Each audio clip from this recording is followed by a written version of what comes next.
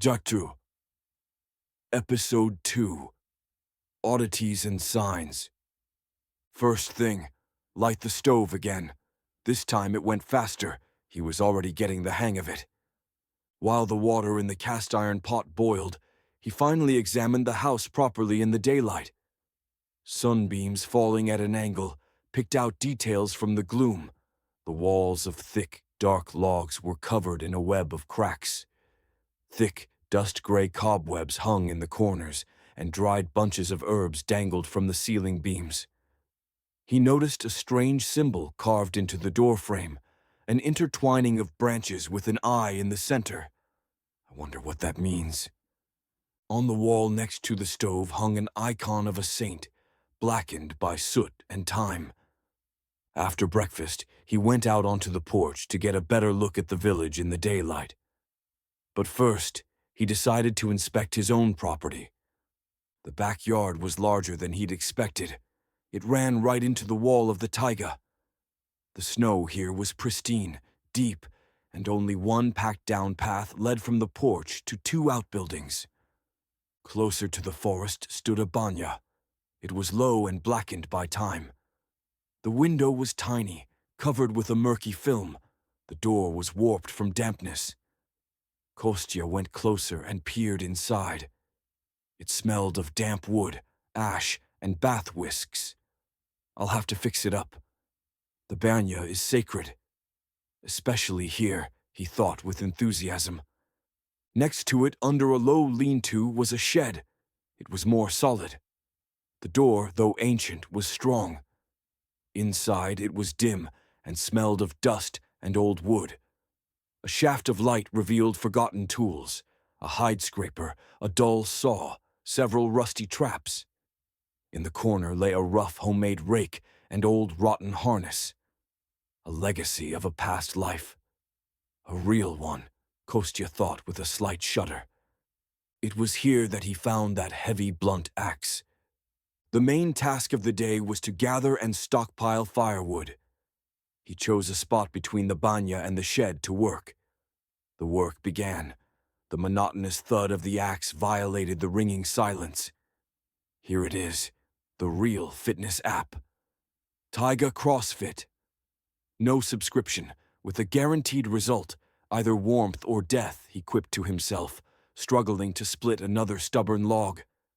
But with each new piece, neatly stacked in the woodpile, he felt a stupid primal pride.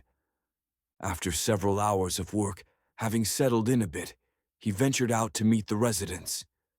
He walked along the street, trying to look friendly. Near one of the houses, he saw an old man mending a wattle fence. "Hello," Kostya called out. "I'm new. Arrived yesterday, in the last house." The old man slowly raised his eyes to him. His gaze was empty, detached. "Hello," the old man replied hollowly, and immediately returned to his work. Well, at least he answered, didn't scream or run away. That's progress, Kostya tried to comfort himself. By the well, he saw a woman in her 50s drawing water. She carried 2 full buckets without a yoke, easily and confidently. "Good afternoon," Kostya tried again. The woman shuddered violently. She threw a frightened, almost panicked look at him, grabbed the buckets, and without a word, almost ran to her house. What the hell? Am I a leper? Bewilderment and annoyance boiled inside him. He noticed other oddities. His neighbor, an ancient, stooped old man he'd seen during the day, barely moving around his yard with a stick, appeared again closer to evening. And now, with unexpected, lightning-fast agility, he hoisted a heavy bundle of brushwood onto his shoulder and carried it to the shed with a quick, confident stride, as if the night, or just the evening, gave them strength. In the evening, tired physically and mentally, he sat by the stove. His routine was slowly establishing itself. His whole body ached from the unfamiliar labor. The banya. I need the banya. Now or never, Kostya decided. He went into the storage room and took an armful of firewood. The night was starless and dark. Inside the banya, it smelled of mice, old wood, and ash. He found matches by touch and struck one. Heating the banya proved no less challenging than the stove in the house. He fussed for a long time, blowing on the smoldering chips. Waiting for the banya to heat up, he sat on a cold bench in the dressing room and looked through the small, frost-encrusted window into the black void of the taiga. It was strange and a bit eerie. Finally, it was hot enough inside.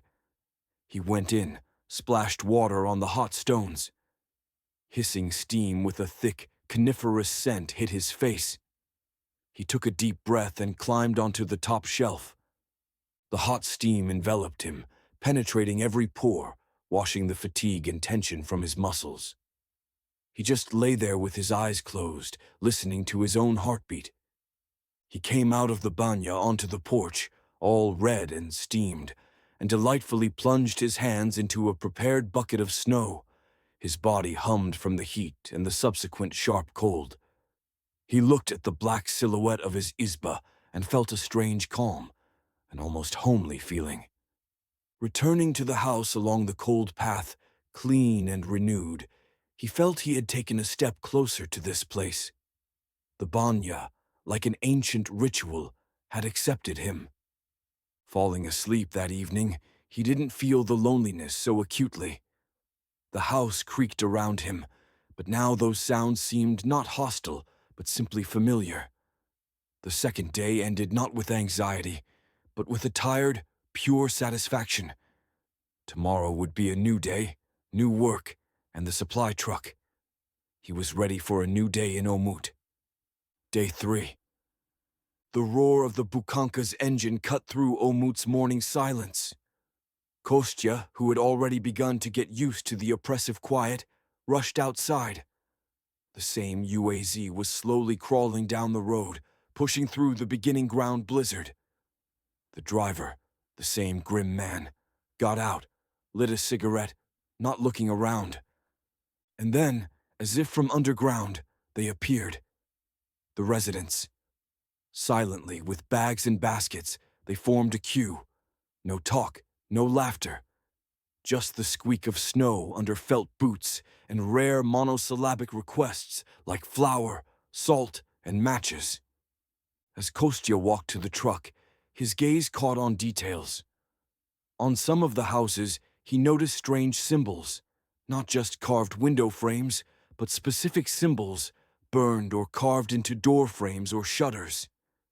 Intertwining branches, similar to the one in his house. Spirals resembling frozen whirlpools. Stylized depictions of eyes. They were old, smoothed by time, but clearly made with intent. For you, I see you need supplies too. Missed civilization, the driver rasped, handing Kostya a pack of cigarettes. Kostya nodded and took it. Thank you. Tell me, do you come here often? Every 2 weeks, like clockwork. They don't need more. The driver glanced at the silent old people. Just the bare necessities. And why are they so quiet? Kostya couldn't help but ask. The driver frowned. Places like this, the taiga is silent and the people match. They don't like extra words and extra eyes. He looked intently at Kostya. You didn't listen to my advice. Well, it's your lookout. The driver was already turning to leave, but Kostya called out to him.